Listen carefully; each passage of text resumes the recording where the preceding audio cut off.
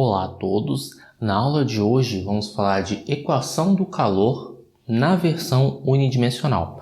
Nós vamos resolver SCDP com essas condições e o que eu quero dizer com equação do calor versão unidimensional é que nosso objetivo é o seguinte. Imagine que nós temos uma barra de tamanho L. Então, por exemplo, você marca aqui x igual a 0 até x igual a L e você consegue medir a temperatura da sua barra em qualquer ponto da caneta, em qualquer ponto da barra. E aí o que acontece? Quais são as informações que você possui? Você possui que o 0 de t igual a 0, o L de t igual a 0, ou seja, nesse ponto a temperatura vai ser sempre 0, nesse ponto a temperatura vai ser sempre 0, e no tempo inicial 0 você tem uma distribuição de temperatura, que é dada justamente pelo f de x. Então, por exemplo, se o f desse ponto for igual a 5, quer dizer que a temperatura inicial desse ponto é igual a 5. E assim sucessivamente. Eu não vou deduzir por que a equação do calor tem esse formato. Qualquer coisa eu posso indicar alguma referência para vocês analisarem a dedução. O objetivo aqui é resolver a CDP usando o método de separação de variáveis. Então, como nós vamos usar o método de separação de variáveis, vocês vão observar que boa parte do nosso processo vai ser similar ao da equação da onda. Então, por exemplo, qual foi o primeiro passo na separação de variáveis? A gente considerar o nosso ux de t como um f maiúsculo de x vezes um g maiúsculo de t. Bem, já inspirados na equação da onda, vamos usar a condição 2. Bem, por 2, acho que vale a pena usar o azul aqui, é o seguinte, pela equação número 2, se você troca o x por 0, o que você vai ter é o seguinte, f maiúsculo de 0 vezes g de t igual a 0 para todo t, e nessa condição de baixo, f maiúsculo de L vezes g de t igual a 0 para todo t. Só que, se você tem um produto que dá 0, ou esse número é 0, ou este número é 0. Só que se esse segundo número é 0, se o g de t é 0 para todo t, isso quer dizer que você vai ter a solução nula, ou seja, a temperatura zero em todos os pontos da barra, que não é algo que a gente quer considerar. Então, como a gente vai supor que g de t é diferente de zero, a conclusão que nós vamos chegar é f de 0 é igual a 0 e f maiúsculo de L igual a 0. Então, eu posso substituir a condição 2 por essa informação, que é exatamente o que eu vou fazer, até mesmo para poder simplificar aqui as contas do nosso quadro. Então, f maiúsculo de 0 é igual a 0, f maiúsculo de L também é igual a 0. Então, feita essa etapa, o que nós vamos fazer? Vamos pegar essa informação da substituição da separação de variáveis e agora nós vamos substituir na nossa equação número 1. Então vamos lá. Então, vou só pegar aqui mais uma vez o pincel. Então, por 1, o que nós vamos ter? Derivando uma vez a função u em relação a t, aí novamente vou usar aquele abuso de linguagem, nós vamos ter f maiúsculo de x vezes g' de t. Igual a... Aqui eu esqueci de colocar o c ao quadrado, perdão, deixa eu só... Aqui é c ao quadrado vezes a derivada de segunda ordem. Então vamos lá. Então aqui nós vamos ter, derivando duas vezes a função u em relação a x e multiplicando c ao quadrado, nós vamos ter c ao quadrado vezes f duas linhas de x vezes g de t. Então, agora o que nós vamos fazer é reorganizar aqui as variáveis. Então, isso aqui vale uma pequena reflexão de que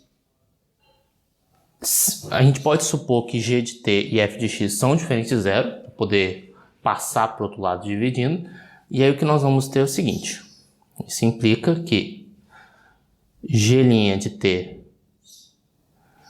dividido por C2 vezes g de t, ou seja, passei g de t e C2 para o outro lado dividindo, tem que ser igual a f duas linhas de x dividido por f de x.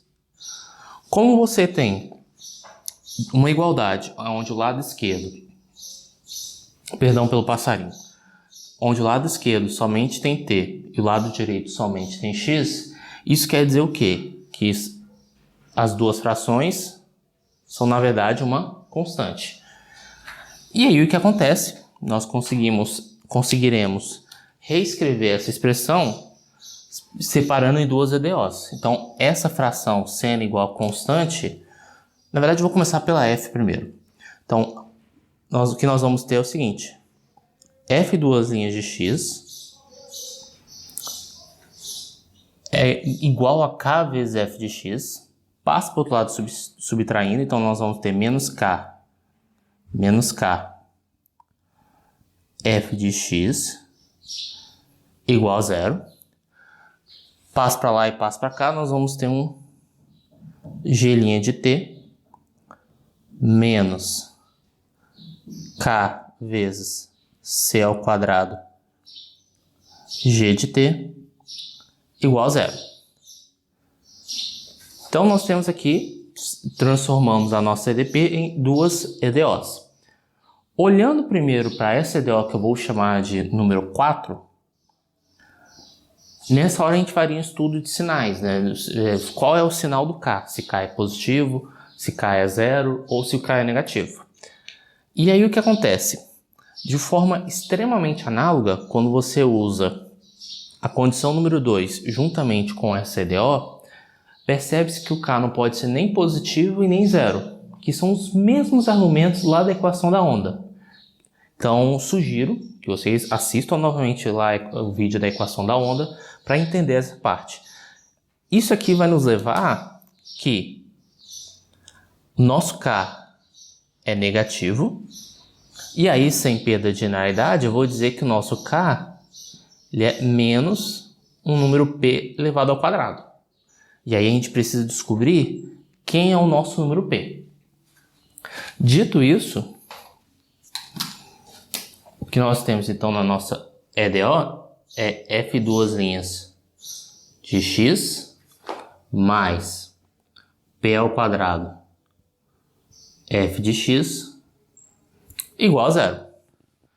Bem, isso aqui nos leva que o nosso f maiúsculo de x é uma EDO com coeficientes constantes, e aí na hora de você fazer por equação característica, você vai chegar em algum número a vezes cosseno de px mais algum número b vezes seno de px. Provavelmente vocês devem estar naquela sensação de já vi essa conta em algum lugar, né? De fato, as contas são análogas mesmo ao da equação da onda. Claro que vai existir uma pequena alteração quando a gente chegar no g', mas essencialmente é análogo mesmo. Então vamos lá, a gente precisa analisar agora a condição 2. Então vou usar o pincel verde para isso. Então, por 2, o que nós vamos ter é que f de 0 igual a 0. Então, já vou trocar aqui logo o x por 0. Então, ali no seno vai dar 0, ali no cosseno vai dar 1. Então, a vezes 1 vai ser igual a 0. Isso implica que a é igual a 0. E pela condição ainda por 2, já considerando a igual a 0, quando você troca o x por L, então vai ficar b vezes seno de Lx também tem que ser igual a 0. L não, perdão, é LP. Troquei o x por L. Então, P vezes L também vai dar 0. Seno de P vezes L dando 0, lembrando que B não pode ser 0, porque se B for igual a 0, você vai ter a solução nula. Então você vai concluir, acho que vale a pena colocar aqui, que P vezes L tem que ser igual a N vezes π, porque são as possibilidades por seno dá zero. Isolando o P da expressão, nós vamos obter que o nosso P é Nπ sobre L. Bem, prosseguindo as contas, o que nós vamos ter é o nosso Fn. Quem é o nosso Fn? Já vou apagar essa linha aqui. Até o momento, vamos dizer assim, o filme se repete, né? Vamos colocar assim. Então aqui nós obtemos a nossa solução. Acho que vou até colocar aqui que é melhor. Fn de x é igual a seno de P vezes x. Só que o P é Nπ. Então vai ficar Nπx sobre L. Então a solução nossa da Fn para a equação do calor é a mesma Fn da equação da onda. Bem, então aqui acho que já vale a pena apagar para trabalharmos com a equação número 2. Então vou apagando aqui. Vou escrever SDO aqui em cima, mas já com a alteração de que K é menos P ao quadrado. Então aqui nós vamos ter G' de T. K é menos P ao quadrado, então menos K é P ao quadrado. Então vai ficar mais P ao quadrado vezes C ao quadrado, G de T igual a zero. Vou apagar aqui embaixo. Eu posso substituir o P ao quadrado C ao quadrado, porque a gente sabe quem é o P primeiramente. Então vamos fazer essa substituição. Então eu vou colocar aqui embaixo a substituição. Então vai ficar G' de T mais. Vou abrir um parênteses, porque P ao quadrado C ao quadrado, deixa eu colocar aqui, é igual a P vezes C ao quadrado. Só para facilitar, vou usar essa propriedade. Então, como P é Nπ sobre L, então vai ficar Nπc sobre L ao quadrado. Isso aqui vou chamar de lambda n daqui a pouco. Aliás, já vou fazer isso logo. Então, vamos chamar de lambda n Npc sobre L. Já vou fazer essa substituição e vou chamar isso aqui de lambda n logo. Lambda n ao quadrado, g de t, igual a zero. Bem, para resolver essa EDO, percebe-se o seguinte. Vamos passar... Dá pra gente pensando aqui, né? Qual função que a gente conhece que derivando dá menos ela? Quer dizer, menos lambda n ao quadrado vezes ela. Lembrando que lambda n é uma constante. Então, se vocês perceberem direitinho, dá até para fazer por equação característica, mas é porque aqui fica um pouquinho esquisito para alguns alunos. Mas acho que vale a pena fazer devagarzinho aqui. Então, g de t igual a menos lambda n ao quadrado g de t. E aí, que função que derivando ela dá um número vezes a função? Resposta, nosso g de t é igual a alguma constante que eu vou chamar de d vezes g maiúsculo menos lambda n ao quadrado vezes t. G não, perdão, e de exponencial. Pronto. Então, repetindo mais uma vez, é o e elevado a menos lambda n ao quadrado vezes t. Aqui, antes de mais nada, esqueci de falar. Para cada n, você vai ter uma g diferente. Então, aqui é g de n, porque o nosso objetivo é encontrar uma função u que atenda todas essas condições. Essa nossa gn ainda não atende a condição número 3. Porém, ela juntamente com a Fn, vai atender a condição 1, vai atender a condição 2. Então, para cada N, você vai ter essa condição. Vamos dizer assim, essas duas condições. Para atender a condição 3, a gente usa o fato de que a nossa EDP é linear e homogênea. Então, a gente vai considerar o N. Nós vamos considerar o nosso UN como Fn vezes Gn. Nós vamos agora fazer, a partir daí, que U é a soma dos UNs. E aí, o que acontece? Na verdade, acho que vale a pena colocar uma constante aqui. Melhor colocar uma constante aqui. Então, vou colocar aqui um dn vezes o n. Para cada n você tem uma constante correspondente. E aí o que acontece? A ideia é tentar descobrir quem são os dn's de tal modo que a gente tenha essa condição. Agora sim, a gente pode seguir em frente. Então eu vou reorganizar aqui o quadro. Então estamos considerando a nossa função u como a soma das UNs, que é esse F maiúsculo vezes G maiúsculo, na verdade combinações lineares das UNs. Então, o objetivo é descobrir qual é o coeficiente dn que vai atender às três condições. Lembrando que o nosso u, até o momento, atende a primeira equação e atende a segunda equação. Para atender a terceira equação, ou seja, por 3, o que nós vamos obter? Bem, se você troca o t por 0 do lado esquerdo, você vai ter o f de x. Do lado direito, o que acontece quando você troca o t por 0? Isso aqui fica igual a 1.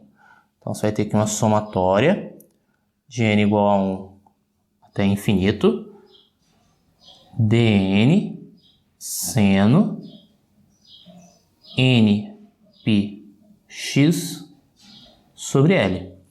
Só que, novamente, soa familiar, né? Lembrando que a nossa f de x está definida de 0 até L. E se você está escrevendo ela como uma soma de senos, então isso quer dizer que esse dn é o coeficiente da expansão meia escala de série de Fourier na versão ímpar, ou seria a série de senos da nossa função. Então a gente sabe então que o dn tem que ser igual a 2 sobre L, integral de 0 a L, a nossa função f, vezes seno n π x sobre L dx. Portanto, qual é o nosso conjunto de solução para a equação do calor? É a nossa função u assumir esse formato, ou seja, ele tem essa cara aonde os coeficientes dn possuem esse formato. Então, é assim que a gente resolve a equação do calor na versão unidimensional. É o mesmo passo a passo da equação da onda, tem pequenas alterações, então é importante vocês praticarem essas técnicas. Qualquer coisa vocês podem colocar nos comentários as dúvidas principais. Se foi útil, vamos dizer assim, se a aula foi boa aqui, vocês podem também curtir, sintam-se à vontade. Se quiserem fazer críticas, podem colocar as críticas no comentário, que a ideia é tentando melhorar cada vez mais a qualidade dos vídeos. E espero ter colaborado. Até a próxima.